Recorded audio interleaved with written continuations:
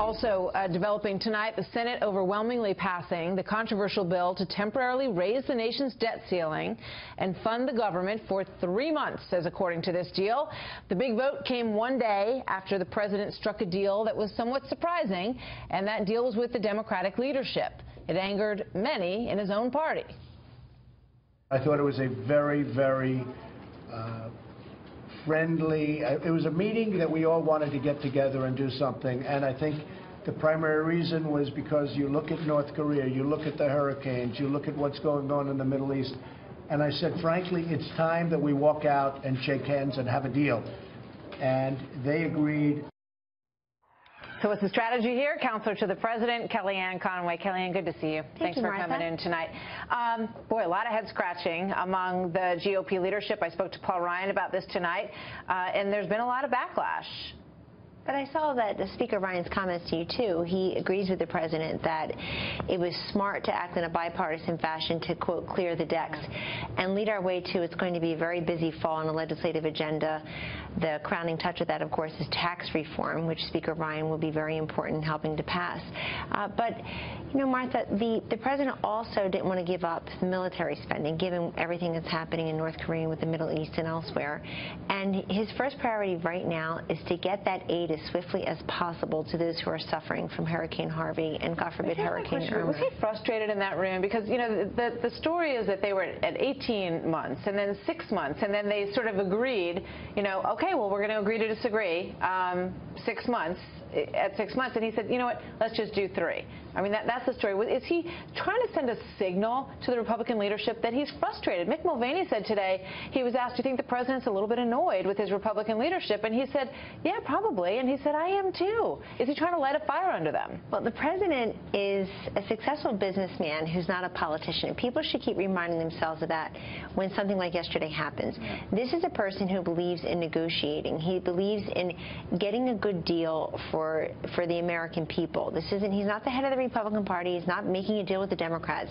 He's getting a good deal for the American people. His first goal was to get that hurricane aid and assistance to those in need. He also wanted to make sure that he has some leverage on military spending. And frankly, the other thing Director Mulvaney said today to your colleague at Fox, which is very true, is he doesn't understand why those in the right wing don't welcome a 3-month deal, because it gives them more time to make the argument about the debt ceiling, to go back and restructure it. The president is also saying what other presidents have said, which is, why don't we get rid of the debt ceiling altogether? So he started that conversation because you have these frequent and politicized votes because of the debt ceiling conundrum. But look, the mainstream media can't have it both ways. The one time they say this man he's not bipartisan, he doesn't reach out to the other side.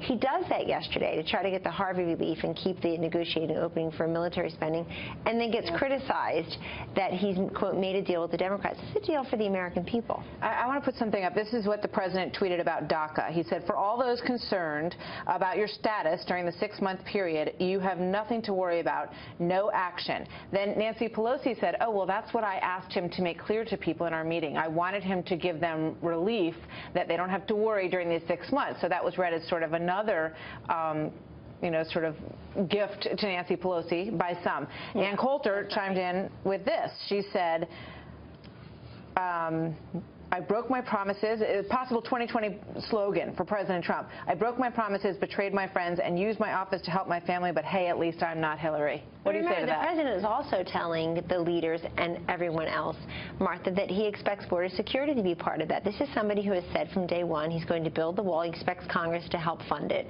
and he's never backed off from that. In fact, his administration is making some selections on who will help construct the border wall. He has said very clearly that we are a nation that has spent billions of dollars over how many decades helping other nations protect their borders. It's high time that this sovereign nation has physical borders of its own that we invest in protecting. A lot of Americans agree with him.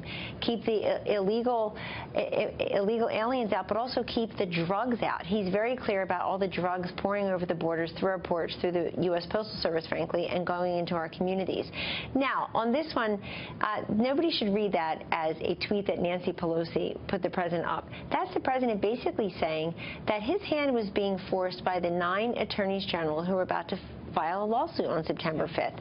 And so he took action that prevented DACA from going the way of DAPA. DAPA earlier this year was immediately stopped because of a judicial decision. The president gave a longer runway and a more compassionate, efficient, orderly wind down by saying you've got 6 months. If you're already in the pipeline, that will be respected. If you already have a permit, if you want to apply for one by close of business on September 5th, you can do that. But people have until March to get it together. By the way, the people who also have until March to get it together are the Congress. They had 7 months this year to do something on DACA. They had 6 years under President Obama, and now they have 6 extra months. It'll be over we'll a see year. How they like the pressure of a businessman's deadline. Yes, I think the swamp should catch up to the Trumpian type of pace and not the other way around. Good to see you, Kellyanne. Thanks for coming in. Thanks.